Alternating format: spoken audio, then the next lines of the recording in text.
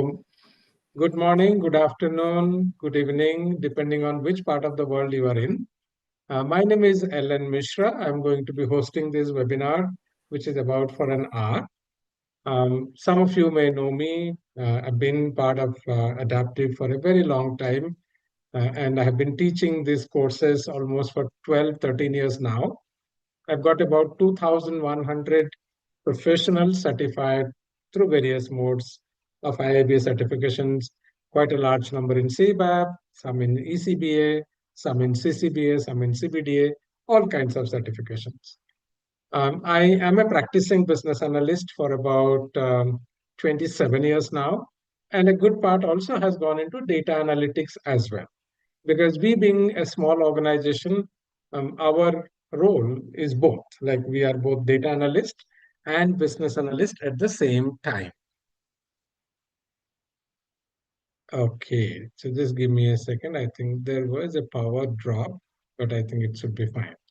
Saif, are you able to hear me well? Saif? Not very sure. Lalaine is, I believe, our past student. Lalaine, is that right? I remember that name because it's a little unusual name. Lalaine, I'm not able to hear you. Okay, don't worry. Maybe the mic isn't working or something. If you are able to hear me, I'm still okay. Okay. So what is this short webinar about? So this webinar is about making existing business analysts who are primarily doing requirement analysis work become familiar with the data side of the story. Hmm. And why this subtle fascination for data, I will talk about it.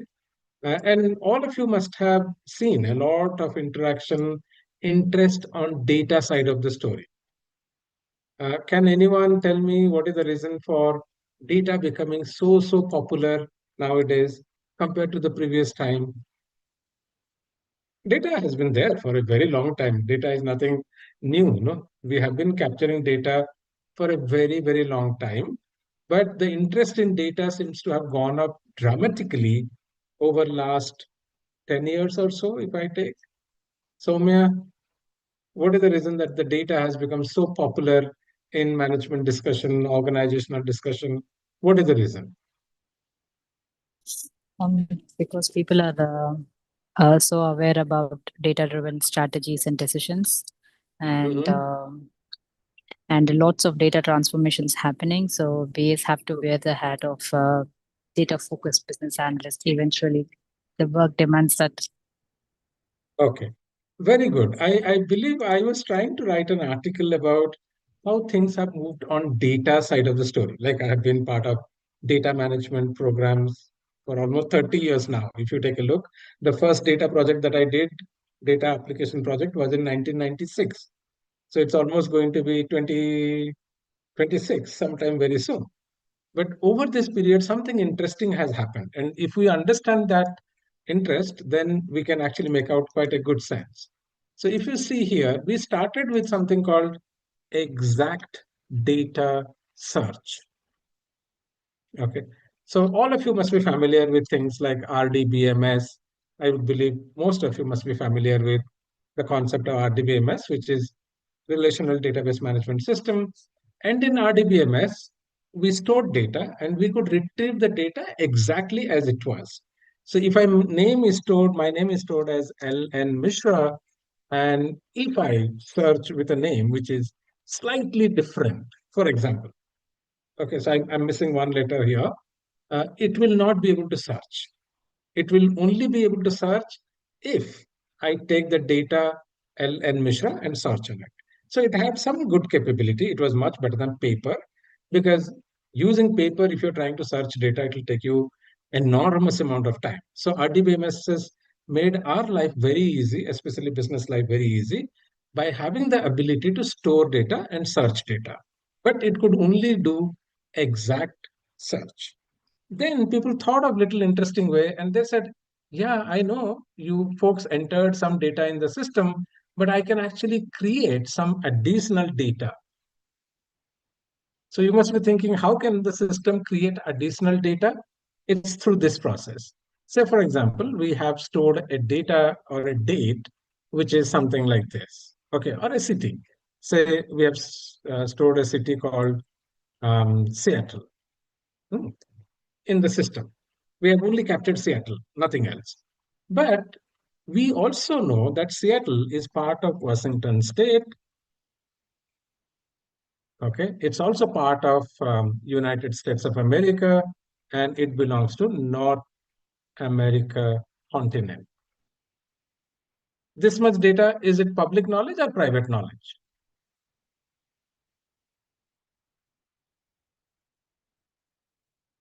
GD, is this public knowledge or private knowledge? It's public knowledge. No, this knowledge is available for everyone. So now, what system started doing? So if you had inputted the data called Seattle, they can append that data with other information, such as Washington State, United States of America, and North America. And they also understand there is a clear hierarchy. So you can actually do data analysis at the level of North America, go down to USA, go down to Washington State, go down to Seattle City. Any other data element that you think we can create a lot of additional data like this? Which data type you can think of? One I told is location. No, location believes in this kind of a structure. Can any other person think of any other data which is having very similar structure? None of you? Assis, anything else comes to a structure like this? Another popular data structure that you can see and which is very helpful to analysis as well, which is date. So if you look at date, date has a year component, month component, quarter component, then week component. So many components are built into date. So the moment you know one date, you can actually expand that date quite a lot. So this is what we started calling this as analytics. This is what became popularly known as analytics because analytics could create or expand data that we already have and allow us to play around with the data in a much more visual manner. That's what you'll see. Why visualization is important in analytics, because it's mostly for business people and people like visualization. No? Instead of giving data like a raw table form, people don't like that kind of a thing. When you present it in visual form, people love it. But then one more interesting innovation happened to us. What is that innovation that has happened over last 5, 6 years? I would say maybe last 3 years it became very popular. The research has been going on for a very long time. The third level innovation happened is something like this. Okay, so the third level innovation came in through AI. And what AI could do is to relate disparate words. Okay, so for example, even if I call something as a defect, it also may be called as a bug. It also may be called as an issue. Hmm. So the traditional system will not be able to recognize because it has to search exact. Whereas AI can actually search even if you don't say defect, you say bug, but in the system you have it as a defect. So now imagine the power that we're building into the data ecosystem. So we could expand data to some extent. Now we are able to relate lot of data, which are very, very, and a lot of people call this as vector algorithm and all that you will hear. But in a nutshell, this is what they are talking about, that we can relate words. King is male, queen is female.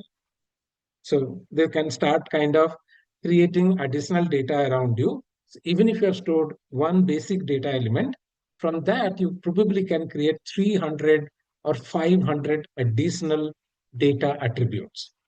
And the more number of attributes you can create, the more analysis you can do. So this is the whole genesis of why there is so much interest on data today. And obviously, as business analysts, we all probably have been very familiar with this. We have been developing applications for a very long time. But now we need to become familiar with this. We also need to become familiar with this, all both the stories. But for this webinar, my aim is to give you a peek into this part of the story. So I believe I spoke to Michael, and Michael is joining from Austria. Where else are you folks joining from? I believe some of you must be from Australia because this is a program that we specifically promote for the Australian region. Anybody from Australia? Yes, I am. Yeah, I'm from Sydney too. Yeah. Very good. Okay. Anybody from Singapore or some other country other than Australia? So I have two countries right now, Austria and Australia. Like both are rhyming words. Lalaine, Hi. I'm not very sure. Yeah. Hello, I'm joining from Philippines. Oh, wow. Very good. Thank you. Okay, good to see people from other countries also joining us. That's very nice. Okay, that is Abhirami. Yes, I'm joining from India. Okay, very good. So at least four countries people are present today, which is nice, not bad. Okay. So again, I will always tell you, I always keep telling to my students and everybody I meet, people who learn, they lead. It's as simple as that. People who don't learn, they do not lead, and often they become obsolete as well. Remember, the world of technology is changing very rapidly, and if we do not upskill ourselves, we are in the danger of being obsolete and finally being asked to leave the company. And it's nothing unusual. I've seen very many people, those who have relied on what they studied in the college, just to kind of continue the work. You can continue with that knowledge for a few years, but in the past, it probably worked. Like you just graduated from college and you joined IBM or some other company, and then you stayed there 35, 40 years, and then you retired. That's how many people lived their life in those days. But it's becoming harder and harder because technological shift is becoming faster and faster. So obviously, we need to keep pace if we want to continue to be of value to business. Because people who are coming from schools today, they actually come with much better knowledge, much better technology knowledge, especially because they are studying the new stuff. They're not studying the old stuff that we studied in our college days. And again, this is also a warning to most people who are presently not doing anything on data and they're mostly focusing on requirements analysis. I also see that a lot of work that we did as a BA, especially requirements development, is getting very quickly automated. I don't know how many of you have seen tools incorporating AI into them. Like I know a tool uh, which I have explored called Modern Requirements. It has amazing ability to build requirements by itself. So essentially, from a requirements developer, which was our primary role in the past, we are more or less becoming requirements reviewers. And that itself will reduce the amount of time that we need. No, so earlier we did development and review. Now we are primarily doing review, not much of development work. So the capacity needed to do the similar amount of work will come down, which means organizations would kind of look at you and may find you, oh, I don't see use of this person beyond 50% of his or her time. Another 30%, 40%, what does that person do? So one, they may ask you to do something else.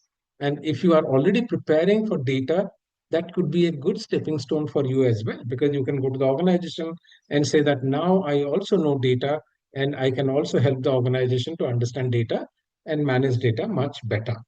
So I can help in analytics projects.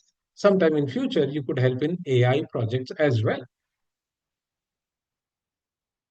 So that's why I'm saying don't put all your eggs into one skill category because that skill may become obsolete or this demand for that skill may come down, which is what I'm observing with the requirement side of the story. It worked. It worked for a very long time. I'm not saying it didn't work. And it will also continue to be there, but maybe it will become a little bit subdued. So obviously, our aim is to understand the data side of the story and make ourselves comfortable with the data side of the story. Okay. Again, there is an amazing offer for all of you. I will talk about it at the end of the webinar. So if you see here, there is a very interesting stat coming from a government entity, and it is saying demand for data professionals is all-time high. A 35% growth is expected between 2022 to 2032. So in just about 10 years' time, this skill is becoming much more growth oriented because it's a relatively new skill.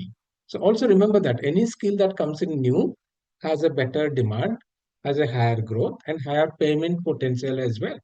Any skill that becomes old, there is a higher level of supply because people have been doing it for 30, 40, 50 years. Like you see, look at myself.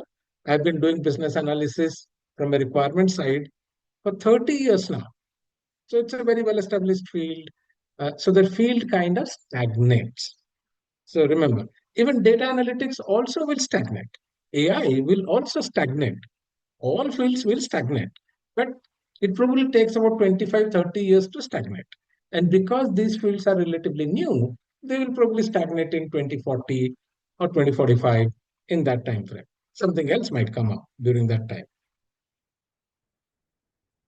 So again, as I was saying, we started with human data entry in the past, and obviously we had very limited ability to capture data. Then the concept of internet came, search engines came. So these search engines started capturing humongous amount of data.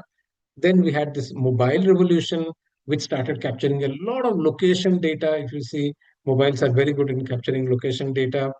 And they're also kind of generating a lot of data because people are so comfortable with mobile. They're creating tons of videos and so many things using mobile devices. So in a sense, the information technology system has been quite a lot democratized because of mobile devices. Then we also went further down and we created something called IoT, which means now the devices are connected to internet. So they can again capture a lot of data in terms of climate data, your health data. I don't know how many of you use Apple phone, Apple Watch. Some of you may be using Apple Watch. No, it monitors your health continuous basis. It's sending the data to the server and kind of organizing or finding out, are you having an unusual heartbeat? So if it just finds that you have an unusual heartbeat, it can actually notify the medicine practitioner saying that this person is having some trouble, or to your relative or someone, it can send a message. And then again, all this also has been powered by this ability of AI to relate data in a very different way compared to what we did in the past. We did exact relationship, whereas AI can do similar relationship. It need not be exact. Okay, so now as we move towards the data side of the story, what are the things that we need to learn? One, obviously, any field role you take up, whether it is requirement analysis, data analysis, project management, some level of domain knowledge will always be helpful. So don't ignore domain knowledge. And this is something that you typically acquire as you work with a particular domain. So that's something will typically happen naturally. But at the same time, you can expedite it as well. It's not that something can happen in 5 years' time, cannot happen in 3 years' time. If you put in effort, you can learn domains also much faster. Then the second common space that is always there as a professional, which is behavioral skills. Now, whether you are a project manager, BA, DA, whatever role you take, behavioral skills will always matter. So the left side of the story is more or less not related to whether you are doing a data analytics professional role or a business analysis professional role. So the two things that will probably differ from what you're doing right now would be the data analytics process and data analytics tools. That's what I've written it as: data process and data tools. So if you are keen to get into the data side of the story, which is a higher growth zone compared to the requirement analysis, there is a six-step process that you can follow. So one, obviously, you have to learn the data process because it's slightly different from requirements analysis process. Learn data tools. Again, these tools are also slightly different from the tools that we have been using in the past, like MSVCO or Jira or Balsamic. Those are different kind of tools. Those tools are much more useful for requirement analysis. They are not so much useful for data analytics. Having a mentor on your side will always help you. then find opportunities to apply your learning, whatever you are learning, you try to apply. Like right now, I'm doing an internal project for Adaptive, where what we're trying to do, we're trying to match or marry the data that we have in our CRM system, which is HubSpot, with LinkedIn. Okay, because LinkedIn is a data source which has very rich professional data. No, all of you, I believe, will be on LinkedIn. So there's so much data available on LinkedIn about our prospects, about our customers.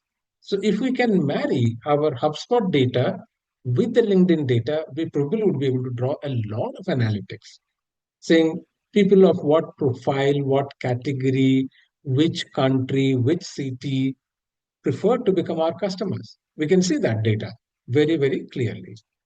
Then obviously get certified, and I'll talk to you why becoming a certified professional always helps. And those of you who are looking at a job outside your company, even inside your company, there could be a process where you are being interviewed for a role within the company.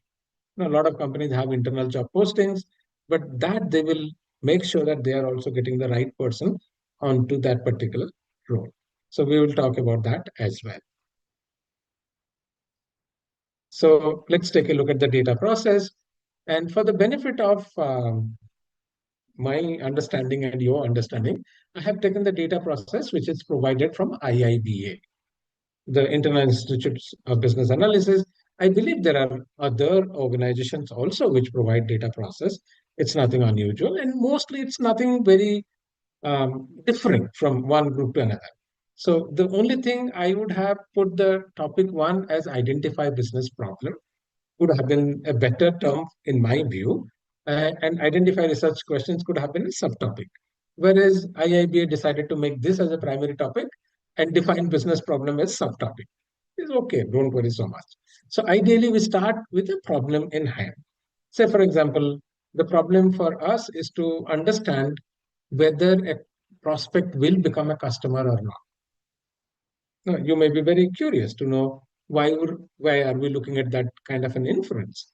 Because if we see the probability that a particular prospect will become a customer, and we know some behavioral attributes about the person, we definitely can target our communication, messaging, approach, everything for that profile of student or prospect.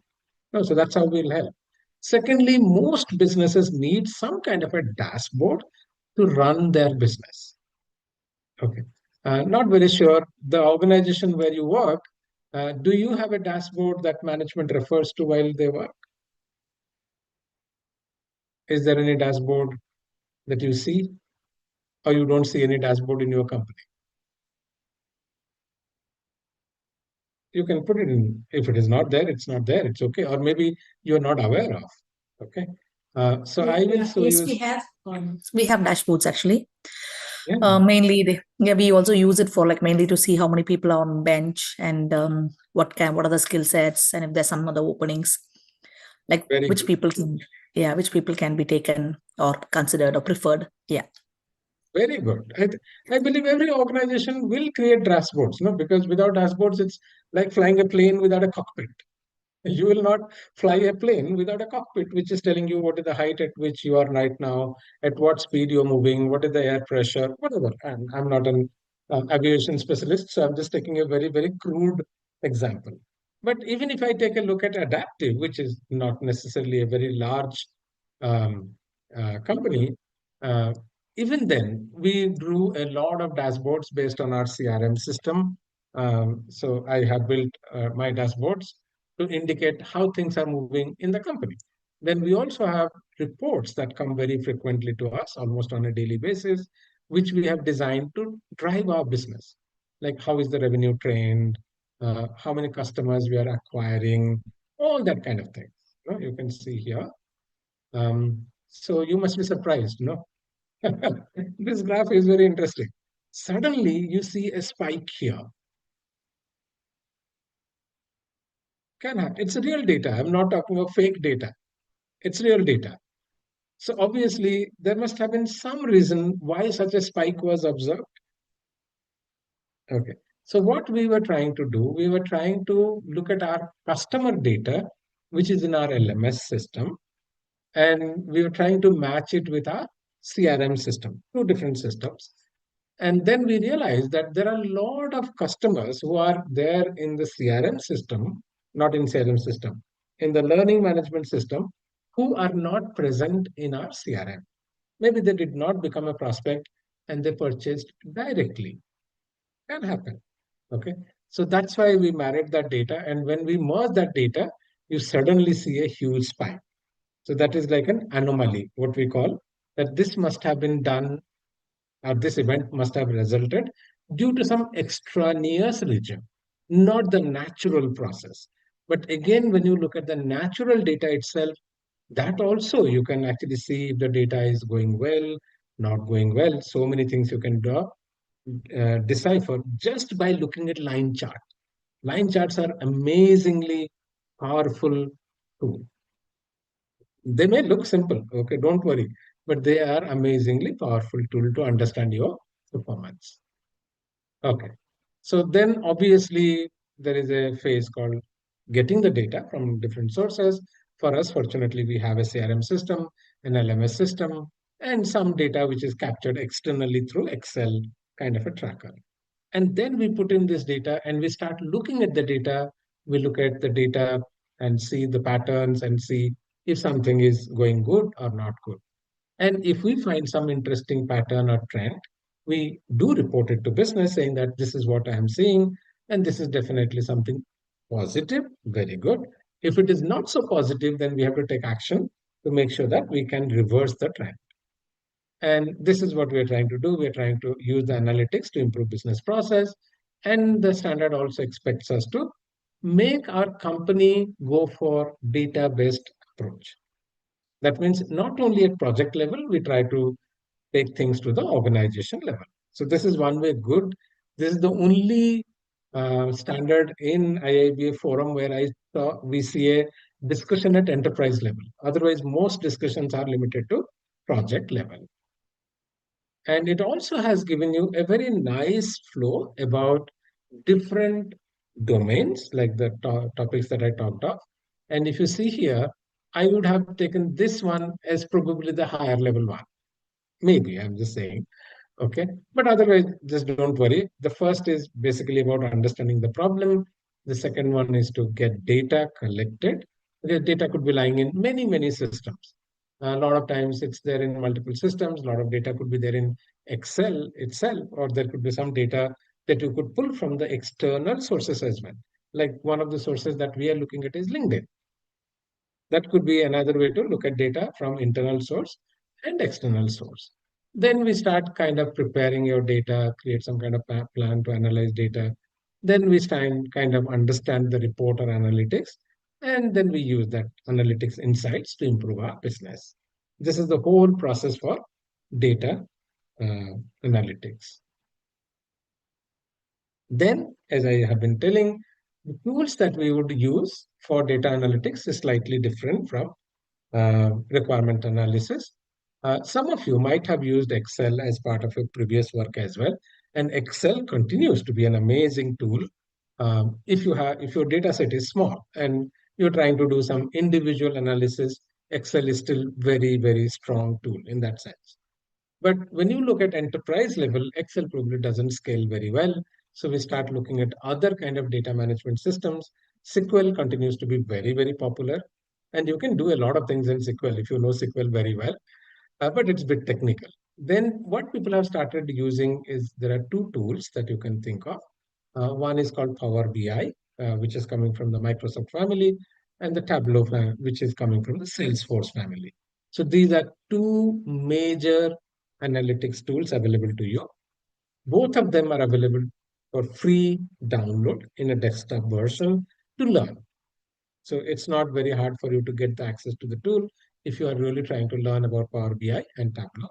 The only thing that I find challenging with these two tools are they are vast. They're truly vast. Okay, so that's why sometimes it becomes very hard for an individual to go through everything. So if you have a mentor, it becomes easy because you can kind of leapfrog that process quite a bit if you have a mentor on your side. So this is what it comes. And as I said, without a mentor, you can work. It's not that a mentor is mandatory or anything, but only thing it will take you a lot longer. So what you could do in 1 month with a mentor, maybe it would have taken you 3 months or 4 months if you try to do it yourself. That's the main difference between having a mentor and not having a mentor. Then again, I think behavioral skills, I will not spend much time because I believe most of you know the old behavioral skills that we learned in requirement analysis role will still be valuable. Communication, facilitation, negotiation, conflict management, these will also apply because these are also projects, no? So whatever applied to a project there, it will apply here as well.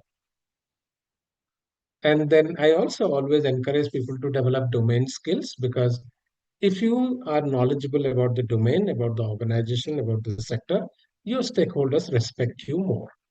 It's as simple as that. No, if you are completely novice, you don't know what this business is about, what it is trying to achieve, obviously people's respect for you will be low. So please understand. Like sometimes I asked one person in a very large company, who is your current CEO? That person couldn't answer. So I was very surprised that how can you not know the name of your CEO? At least know that much, no? Or who is your group head? That also that person didn't know. So that means the person has been so much inclined or kind of embedded into the project that he or she hasn't thought anything beyond the project. Okay, but if you want to grow in an organizational hierarchy, you have to know about the organization as well. What is the organization trying to do? How can you contribute to the organizational growth?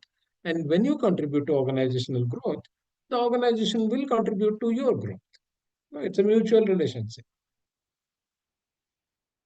Then obviously we should try to find mechanisms to apply our learning. And again, as I said, tools are available for free. You don't have to pay any money. Only thing you have to go and get some data, which I believe all of you will have data as part of being your project, operations, wherever. So start using them and start creating insights from the data that you already have. And if you are kind of newcomer into the space, um, and you're trying to get a DA job or analytics job, even be open for internships. I know niece of mine, she was looking for an analytics role and she wasn't getting anywhere. Then I spoke to a company. I said, do you have an internship role for a new fresh comer? They agreed. She joined that company, spent about 2 years. Then she found a much better role after that internship is over. Of course, it was a paid internship. So you would expect a little better payment, but at least that's a good starting point for somebody who is really not having a job at this point in time. Again, remember, always having a certificate behind your name helps you because being certified, you earn branding. And why that branding is earned? Because these are independent validation of your knowledge. So somebody else has said that Michael is a good data analyst. You yourself are not saying that I am a great data analyst. That's why it is a good eye opener, door opener, I would always say. A lot of people say, with a certification, will my skills change dramatically? Maybe not. No, your skills have been built over 30 years of life or 35, 40 years of your life. One certification cannot make it 50 years of life. But it can add 6 months of extra learning, maybe easily 6 months of extra learning, some clarity on the subject, and branding. And studies after studies have been made that somebody, when certified, tends to earn significantly more. If you look at this one, it is 13% more compared to non certified. So that's almost like you're getting an extra month of salary every year. And then for those of you who are actually looking for the first job in data analytics space, there are a couple of things that I would always ask you to do. One, write a good professional resume. I'm still kind of find it very sad that in spite of internet being so powerful, I still get CVs which are badly formatted, not written well, nothing much is there on the CV. So the CV is telling you. So if your sales brochure is not designed well, people are not going to look at you unless they are desperate to find somebody. And that situation is usually unusual. No, and that situation happens only when the market is super hot. They are not getting people to hire. I know a situation long back when in our company where I worked, there was a very interesting saying: trespassers will be recruited. That was the kind of demand that existed for software professionals about 25, 30 years back. Anybody who completed engineering, graduated, can get hired. But that situation is no longer there. No, the number of jobs have come down, number of people have gone up dramatically, a lot of colleges have come up, and obviously that's what is making it a lot more challenging for young graduates to find new jobs. Then keep making a good LinkedIn profile. I believe all of you have. If not, you should create a good LinkedIn profile, make it up to date, and also participate in various LinkedIn groups. Because a lot of recruiters, a lot of managers may be participating in those groups. And if they find that you are contributing meaningfully to a group, they may be interested to talk to you. So that's why it is always helpful to have a good LinkedIn presence. Then we also have to learn about how to master the interview process, because some of you may not have taken an interview recently. So it's good to learn how to kind of master this particular process. Okay, so we teach that in our adaptive mentoring program, which I will talk in a minute's time. So how do we assist as an organization? I believe most of you would know a little bit about us, so I'm going to skip it. We are possibly the world's largest IIBA certification provider. I've been running courses for almost 8 years now. We deliver 100 plus courses. All our courses come with success guarantee, session run guarantee, and money back guarantee, which is very unusual for almost all training institutes. So this is what we strive to achieve: provide you very high quality content, provide you expert mentors. Some of our mentors are on the board of IIBA. They are regional heads of IIBA. So you got amazing people teaching you our courses. This I have already said, so I can skip it. So these are the people. I think some of you might have met already Victoria, or might have met Bindu as well if you have been our past student. Typically, our data analytics program for the US is run by Tom. He's again an amazing data professional. If you go to LinkedIn, you will find about him, Tom Tomasovic. So a couple of interesting offers for you, as I said. We currently have a 50% off on our data skills course. So instead of $1,600, you get it at $800. So in that course, we teach you about SQL, Power BI, Tableau, interview preparation, resume preparation, and generative AI. So these are 5 things that we teach in that particular course, usually one session a month. And then we also have a good offer on our CBDA program, which is mostly for data certification. And you can make a note of that code as well. And that gives you $300 off on our ultimate plan. Our next CBDA program and DA bootcamp starts on 27 July. And you also save a little bit of money when you buy the exam bundle with us. So you get about $34 or $39 discount on your CBDA exam fee if you wish to write CBDA exam fee. That's about it. This is what I wanted to cover for you guys, and I'm happy that I almost stopped dot on time, 1:40. I'm open to take your questions now.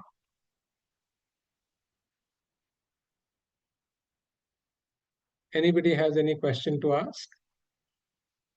Is this a self-paced learning or like classroom? This $800 that This is live. This is live training. We okay. still haven't launched the on-demand version for the skills that we haven't launched. But for CBDA, we do have an on-demand version. It's a little older program, so for that we have on-demand. But for SQL, Tableau, Power BI, we probably would launch an on-demand model, but not right now, maybe next year. Okay. On demand in the sense like self-based, because I actually Yeah, self-based. have enrolled for the CBAP, but that's actually a self-based learning. It's not a classroom, it's a self-based learning. So that's what you're saying is on demand? Yes, that's what we call it as on-demand. Oh, okay. Yeah. Well, you have it for CBDA. So if you're keen Okay. on CBDA, you have it right now as well. So the data side, tools and skills, we'll probably do it. As I said, tools are very vast. That's the challenge with tools training, no? So we really have to be very, very clear what we want to teach. And mostly we would expect the student to come and ask questions. Like we'll give some project kind of work, let them try, and then they come back and ask questions.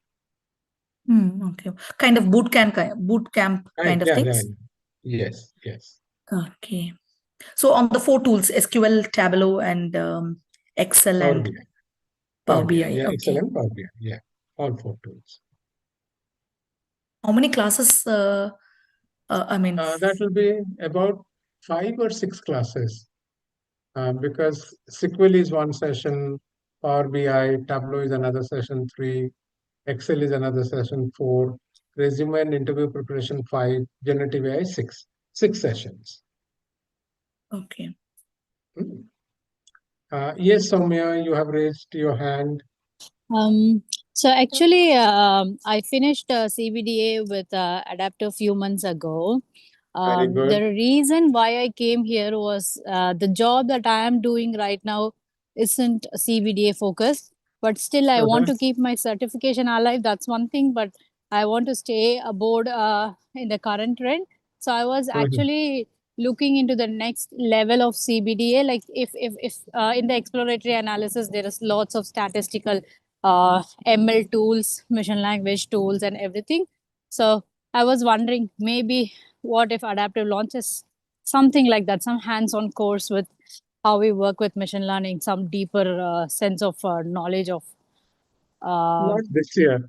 Not this year because we have taken the step towards analytics this year. Maybe next Okay. year we will look at machine learning and all. But for this Yeah. year, we will stop at analytics. Okay. All right. Yeah. Looking forward. Thanks. Yeah. So we have limited capacity also, no? So how much we can observe, do. So based on that, we do. And maybe it becomes very technical as well, no? So we kind of don't want to get into the data science space because that again becomes a very different space. Our focus is more on analysts. What analysts will do, not Yeah. scientists. Scientists But are a still, different breed of people. BAs need to know all those areas. If I have to Maybe. instantly hit a market as a data business analyst, Mm, am I prepared for that interview first? I think no. mm. That's where I Okay. was thinking what will help Okay. me Maybe there. I hear you. Maybe something on machine learning we'll do a Yeah, year later. thanks. Mm, Yep. mm.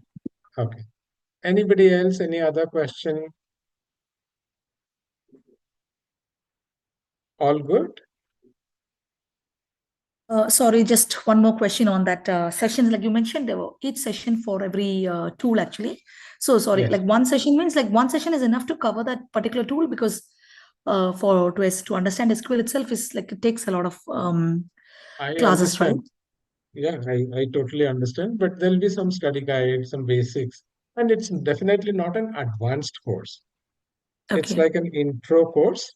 After that, you have to go around and play a little bit more yourself. But with that, you should be able to start playing around with the tools and the concepts. That should be covered in that session, but not an Okay. advanced SQL or something like that.